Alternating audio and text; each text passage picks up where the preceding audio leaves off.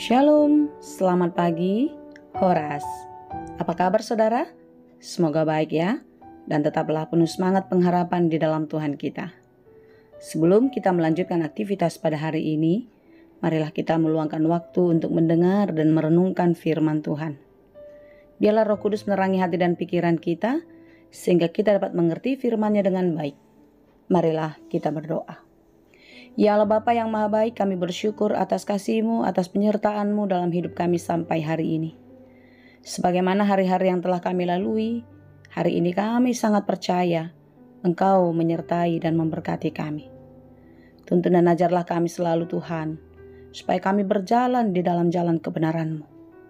Ajarilah kami di dalam firman-Mu, sehingga kami dapat mengerti setiap rencana Tuhan di dalam kehidupan kami, dan kami dapat menikmati hari-hari kami dengan baik dan menjalaninya dengan penuh sukacita dan penuh pengharapan di dalam Tuhan. Berfirmanlah Engkau ya Bapa, sebab kami telah siap mendengar. Kasih karunia dan damai sejahtera dari Allah Bapa Tuhan kita dan dari anaknya Tuhan Yesus Kristus dan Roh Kudus menyertai saudara sekalian. Amin. Firman Tuhan untuk kita pada hari ini yang ditetapkan menurut Almanak HKBP Jumat 19 September 2025 tertulis dalam kitab Roma 15 ayat 1. Dalam bahasa Batak dan bahasa Indonesia demikianlah dikatakan. Alai patut dohita namargogoi mangaju hagaleo ni akana huranggogo. Jala unang ma tahasiani derita. Kita yang kuat wajib menanggung kelemahan orang yang tidak kuat. Dan jangan kita mencari kesenangan kita sendiri. Demikianlah pembacaan firman Tuhan. Saudaraku yang dikasihi Tuhan, mungkin kita pernah mendengar untuk membahagiakan orang lain. Lebih dulu kita harus bahagia. Karena apa? Ketika kita tidak bahagia, sangat mustahil kita bisa membahagiakan orang lain.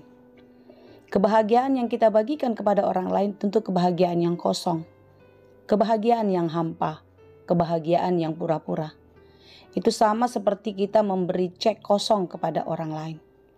Artinya kita memberi cek dengan tulisan rupiah yang banyak, sementara uangnya tidak ada. Kebahagiaan yang kita bagikan tentu berasal dari kebahagiaan yang kita punya. Jika dalam renungan kita hari ini dikatakan jangan kita mencari kesenangan kita sendiri, bukan berarti kita tidak boleh bahagia. Kita boleh bahagia. Tetapi janganlah kiranya kebahagiaan kita itu di atas penderitaan orang lain. Paulus sangat jelas menasehati jemaat di Roma dan tentu ini menjadi nasihat bagi kita semua. Bahwasanya orang yang bahagia, orang yang diberkati, di sini dikatakan orang yang kuat, itu wajib menanggung kelemahan orang yang tidak kuat. Artinya orang yang mempunyai kemampuan, orang yang mempunyai kelebihan, itu wajib mengerti atau memaklumi dan bahkan berempati kepada orang yang lemah. Bukan malah sebaliknya mencari keuntungan, mementingkan diri sendiri, sebagaimana yang dikatakan dalam akhir kalimat renungan hari ini, mencari kesenangan diri kita sendiri. Saudara-saudara yang dikasihi Tuhan, setiap orang di antara kita harus mencari kesenangan sesama kita. Semua kita harus bahagia. Tentu diawali dari kebahagiaan diri. Ketika kita bahagia, bukan berarti kita mencari keuntungan dari orang lain ya, seperti yang saya katakan tadi. Tetapi kebahagiaan kita datang dari sukacita kita di dalam Tuhan. Bagaimana kita mengerti, bagaimana kita menerima rencana-rencana Tuhan di dalam kehidupan kita. Baik susah maupun senang, baik sehat maupun sakit, dalam segala keadaan. Kita merasakan penyertaan Tuhan, kita merasakan kasih Tuhan selalu ada dalam hidup kita. Itulah yang dikerjakan Yesus Kristus datang ke dunia. Dia mengasihi kita. Dia memberikan sukacita, kesenangan kepada kita. Supaya kita hidup bahagia. Supaya kita hidup penuh kasih karunia Allah. Dan di dalam itu semua, kita boleh dipakai Tuhan menjadi sumber sukacita dan berkat bagi banyak orang. Kristus tidak pernah mencari kesenangan dirinya sendiri. Bahkan dia rela mati di kayu salib. Dihina, dicerca, disakiti untuk kebahagiaan kita. Dengan itu semualah saudara kita merasakan kasih Tuhan yang begitu besar. Dan di dalam kasih Tuhan yang begitu besar itulah kita bersukacita. Dan di dalam sukacita itulah kita mendapat kekuatan. Kita mendapat hal-hal yang tidak didapatkan oleh orang-orang yang tidak dekat dengan Tuhan. Oleh sebab itu saudara-saudara, kita wajib menanggung kelemahan orang yang tidak kuat. Kita wajib menolong orang. Itu tidak bisa ditawar. Kalau dikatakan wajib, berarti tidak ada tawar-menawar, bukan? Oleh sebab itu, pesan firman Tuhan hari ini kepada kita, supaya kita menaati apa yang diperintahkan Tuhan di dalam firman-Nya setiap hari dalam hidup kita. Jadikanlah hidupmu berguna. Pakailah hidupmu untuk hal-hal yang menyenangkan hati Bapa. Jangan hanya mencari keuntungan saja, tetapi apa yang telah kita dapatkan, keuntungan, sukacita, dan lain sebagainya, marilah kita pakai untuk menyenangkan hatinya, yaitu dengan menolong orang-orang yang susah. Bain maau parhitianmu, bain maau gabi pasu-pasum. Itu kan yang kita nyanyikan dalam buku ND 716. Mari kita terus menyanyikan itu, dan di dalam nyanyian itu kita melakukannya di dalam kehidupan kita.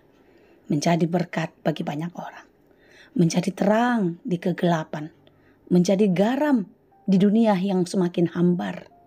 Saudara-saudara yang dikasihi Tuhan, tetaplah melayani. Tetaplah melakukan peranmu sebagai anak-anak Tuhan. Seperti apapun beban hidupmu. Seperti apapun sulitnya perjalananmu. Jangan pernah goyah. Jangan pernah berubah. Tuhan mau kita semua kuat.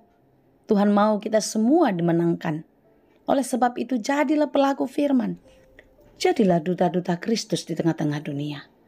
Bukankah kita adalah surat Kristus yang terbuka, yang dapat dilihat semua orang dengan nyata?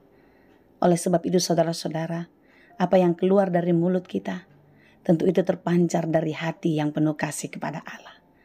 Marilah kita mengasihi sesama kita dan terus memberikan pertolongan bagi mereka yang lemah.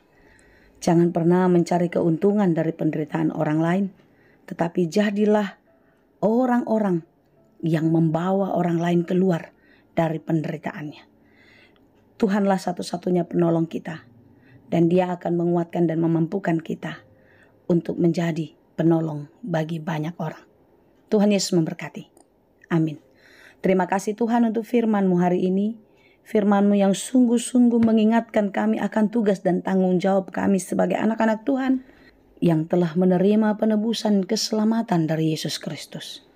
Ya Tuhan, Engkau rela menderita demi kami. Engkau rela mengorbankan hidup-Mu untuk keselamatan kami. Karena itu Bapa, kuatkan dan mampukanlah kami untuk tidak hanya memikirkan apa yang penting bagi diri kami, tetapi semua kami Tuhan pakai untuk menolong orang lain, supaya orang lain pun merasakan kasih karunia Tuhan, merasakan berkat-berkat Tuhan nyata terjadi atas hidup mereka. Bapa, kami sering gagal di dalam melakukan firman-Mu karena keadaan, karena situasi kehidupan kami. Tetapi melalui firman Tuhan hari ini kami diingatkan bahwasanya Engkau telah berkorban untuk kami. Dan kami harus kuat dan mampu menjalani kehidupan kami sekalipun tidak mudah untuk kami lewati. Karena pengorbanan-Mu ya Yesus tidak boleh menjadi sia-sia bagi kehidupan kami. Terima kasih Bapa, kuatkan kami dan mampukan kami untuk melakukan segala pekerjaan kami dengan baik. Dan biarlah pekerjaan kami berhasil dan berbuah. Berikan kekuatan dan semangat bagi saudara kami yang sedang berjuang. Berikan penghiburan bagi mereka yang berduka cita. Engkau jugalah Tuhan yang memberi kepulihan dan kesembuhan bagi saudara-saudara kami yang sedang sakit. Baik sekarang yang terbaring di rumah sakit, ataupun dalam perawatan di rumah atau di mana saja. Biarlah Tuhan memberkati obat dan makanan mereka, para medis dan keluarga. Engkaulah yang memakai itu semua menjadi kepulihan dan kesembuhan bagi mereka yang sedang sakit. Terima kasih Bapa, kami serahkan seluruh kehidupan kami. Engkaulah yang menuntun arah langkah hidup kami. Jangan biarkan kami menuntun langkah kami seturut dengan pikiran dan kehendak kami. Tetapi Tuhanlah yang menuntun langkah kehidupan kami.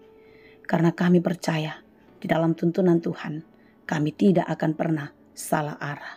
Terima kasih Bapa, kami puji dan sembah Engkau di dalam Yesus Kristus Tuhan dan Juru Selamat kami yang hidup. Anugerah Tuhan kita Yesus Kristus dan kasih karunia Allah Bapa dan persekutuan Roh Kudus itulah kiranya yang menyertai dan memberkati kamu sekalian. Amin.